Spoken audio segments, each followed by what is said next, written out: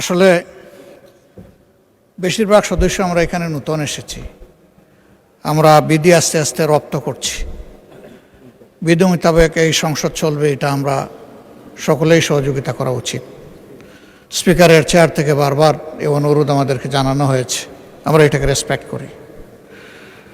এই বিলটা কোনো সময়ের সীমার মধ্যে বন্দী নয়, সময়ের কোনো বাধ্যবাধকতা নেই। এইখানে বিধিটা মানাই তো উচিত ছিল।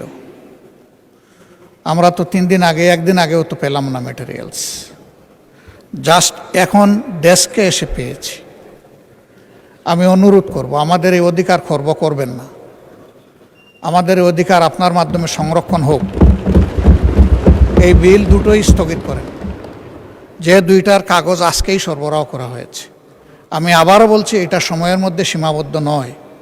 আরও অনেক বিল এই সংসদে আসবে, এটাই স্বাভাবিক। বিল আসবে, আইন সংশোধন হবে, আমরা এগিয়ে যেতে হলে এগুলো লাগবে। কিন্তু যেখানে যেটা প্রযোজ্য সেটা হওয়া উচিত। যেহেতু এর কোনো সময়সীমা নেই, এই জন্য এটা পরবর্তী অধিবেশনে আনা যেতে পারে। আমি অনুরোধ করব যে এই আলোচনা এখানেই স্থগিত করা উচিত।